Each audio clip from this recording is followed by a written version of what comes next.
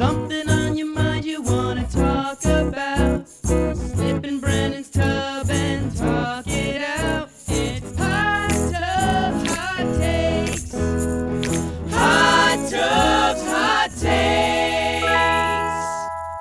Welcome to Hot Tub Hot Takes, the Socratic Soaking Symposium.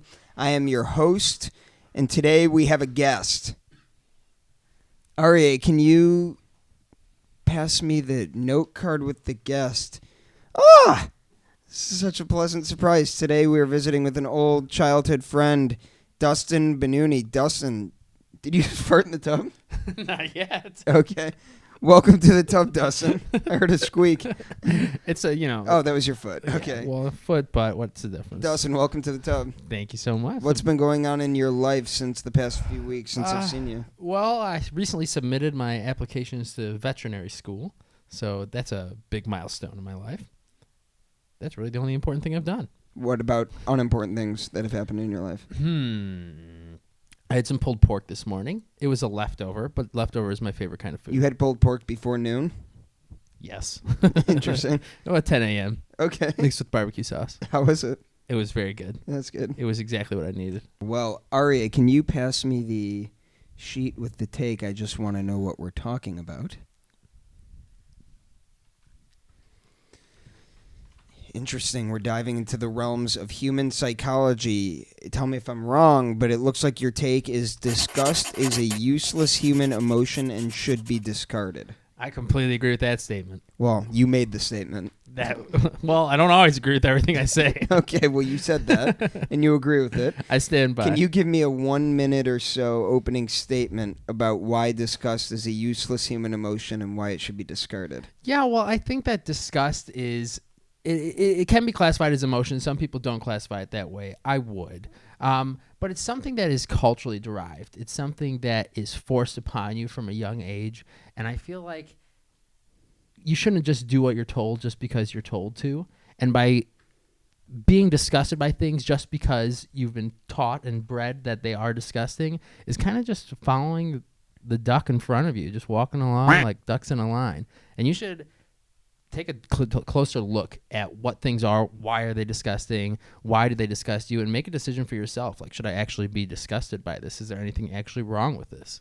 So I think that's a fair part. I think the end part where you stated like taking a closer look. I'm always for free thinking, critical thinking here on Hot Takes. Critical thinking is our MO.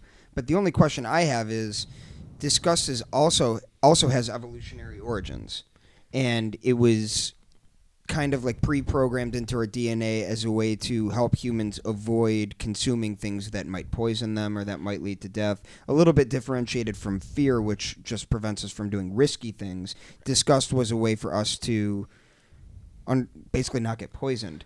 So that isn't environmental based on like what you said, which is doing what we're told. Yeah. That's more genetic. So why should we discard something that had an evolutionary basis? Well, there's a few different kinds of disgust. Psychologists and neuroscientists and all kinds of people who have studied it have narrowed it down to quite a few different somewhat debated categories. The main one that is the only one that's considered to be evolutionary is core disgust. And that's disgust based on things that will get you sick, things that either used to be living. I think core is something that has to have been living at some point, something that you would eat, you can eat, and something that you would classify as contaminating. If it touched something else, it would be contaminating. So when you have rancid meat, it's something that you would have you would eat. So it was once living. Right. It was once living. It was alive.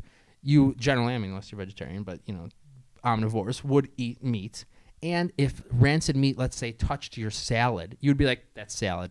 It's rancid now. I can't eat it. So are you saying core disgust doesn't apply to anything that wasn't ever living? By definition, it does not. Like what about like a fungus? Fungus is alive. So what isn't alive? Non-living things are chairs. No, chairs are made of if it's made out of wood. If it's made out of tile is not living. It is rock. Sand is rock. So I couldn't experience core disgust at a tile chair. By definition, no. So if I were to be disgusted by a tile chair, what kind of disgust would that be? It would usually be something culturally instilled in you. It depends on you could be disgusted by something on the tiled chair. So then you wouldn't be disgusted by the So tiled like chair. the rancid meat on the tiled chair. Right, then you'd be disgusted by the meat. But if you're disgusted by the chair, it's either phobia oriented or something culturally, like that chair is only sat upon by those who are incredibly immoral. Like if people who sit on that chair are baby killers, like then you would be disgusted by that chair. So it's like disgust by association. Yeah. So are you suggesting that we should... Okay, two questions. Are you suggesting that we should retain core disgust and do away with any culturally associated disgust? Or can we not ever even get rid of core disgust because it's evolutionary I think we in could nature? I think we could scale it down. You know, for me it's a bit of dramaticism.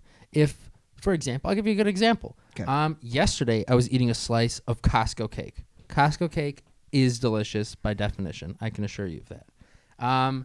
It was a nice, thick, juicy chocolate cake, and it was leftovers. Again, I've told you leftovers are my favorite foods. The cake's been, there for a couple of days, but it was in the fridge.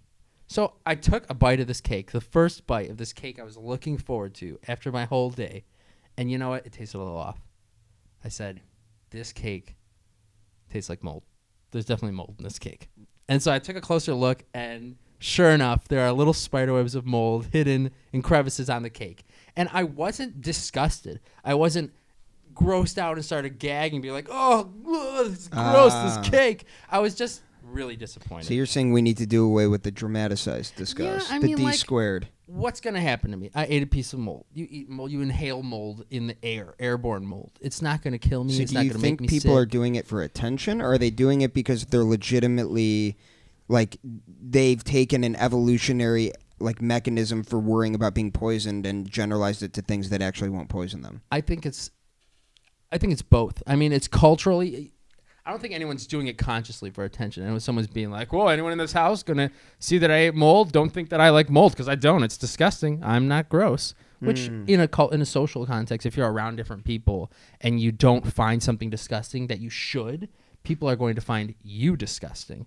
And therefore, people have to act disgusted by things they should be disgusted by. So disgust is used as a way to make it appear that you are a sane, normal individual who can fit into a society of people who would be disgusted by normally disgusting things. Yes, and that's one of the big other categories besides core disgust. It's sociomoral disgust. So one is core disgust, and that is actual things that we probably should stay away from that might bring us harm, Right. like rancid meat on a tile chair Or moldy cake. or moldy cake. Number two is sociomoral disgust, which is the kind of disgust that is kind of instilled in us to seem like normal residents of a society that interacts Yeah. with one another. What's number three? I don't know. I thought you said you had three. I didn't say specifically. There's a few different kinds of disgust. But there are more. You I didn't just say am not three? a psychologist on this. Warning, Dustin is not a psychologist. You didn't say three? I just said there are more, yeah. Okay, There's so- others. so- There's more than three. Depending on the psychologist, they have a diagram or a chart of they've split disgust into this many categories. I'm sure there's an agreed upon one by the scientific society of the world, but I don't know what it is. So, what does our society look like if we successfully ramp down Ooh. disgust? I mean, I think it adds a certain level of rational thinking to our everyday life. Excuse me, a little bit of cold brew. So, for example, I was in my office, my work office. We have dog food there because we work with dogs. It's not because we eat it. And a little bit, something in the room where we store all the dog food and stuff like that was smelling a bit off. And when I say a bit off, like there are people in my office who are like gagging, running around, flailing their hands, like something is so nasty in there. Oh, and I was like, all right, everybody relax. Let's go find it. And they're having trouble finding it because everything in that room smells horrible to them. And they're devastated by it. And I was the only one who could walk back there and find it the only way you could. I followed my nose. I was like, smell this corner. This corner smells average, like nothing. Smell over here. And I followed my nose until I found a really disgusting smell. And I opened the box and I smelt it, and it was disgusting. It was honestly one of the worst smells I've smelt in my entire life. It was disgusting. Yeah, it was. It was full of potential disgust. It was food. It was dog food, so it had, probably like barley and some sort of meat in there. They had gone incredibly bad and soggy and vile. nasty. Yeah. And so I smelled it, and I didn't draw a face. I was like, I found it. Here you go. This is the disgusting thing because it smells what you would consider disgusting. And that's a very good example of what would happen. I mean, if I wasn't there, they may have never found it. They may have just had to throw out half the things back there and hope they threw out the disgusting thing because everything became disgusting. I mean, and then another dangerous characteristic of core disgust is that things that are core disgusting are contaminants. So if this is the example I read in the journal article, actually. If a carrot, you hate carrots, you despise them, but a carrot falls into your bowl of mashed potatoes, you would be like, you'd take the carrot out and you would eat your bowl of mashed potatoes. You just wouldn't eat the carrot because carrots aren't disgusting, so they can't contaminate things. But if a roach, a dead cockroach, like fell in your mashed potatoes, you wouldn't just like pick it out and then eat your mashed potatoes. I probably would, to be frank. Okay, I know you would. Yeah. But like the general person who is disgusted by roaches would be like, the potatoes they're contaminated. Yeah, they're Like, screwed now. I'm not eating these potatoes. And if those potatoes fell onto a bigger batch of potatoes that was being served at a big wedding, all the potatoes are contaminated, even though they're not really. Like if you scooped out the little bit where the cockroach was, the potatoes are untouched. It's just It's the illusion of cockroach. it's the disgust. Here was a good one. Last one. I'm ranting, but you know that's what I'm here for. You got 3 glasses of water, right? One of them is incredibly bitter. You drink it and it's just terribly bitter. The middle one has tasteless poison that will kill you. The third one is a refreshing glass of water, but the cup previously held poop in it. Completely clean cup. You cleaned it thoroughly. It is clean. But before it was clean, it was poopy. Which one is disgusting? Like, which one would you be disgusted when you drank? Which one would I be disgusted when I drank would be 1 and 3. Right. Probably most 3. most Had I 3. known the knowledge. Exactly. Oh, I saw the ripple, and I loved it. It was a volcanic action. Let's go back to what we were doing. Okay. So the third cup it's disgusting because there was poop in there, even though it is the cleanest and best tasting cup of the 3. The first one, it's bitter. You don't like it. That's true. That's you true. know? Yeah. So rationality needs to proceed over emotion. It should proceed over most everything. So what we're figuring out is you should get to the point where you want to drink water out of a cup that previously had poop more than one that is just bitter. Poopy cup, any kind of poop. There you have it, Poopy Cup. I've been your host. This has been a guest, and we're in a tub. Hey. See you next week.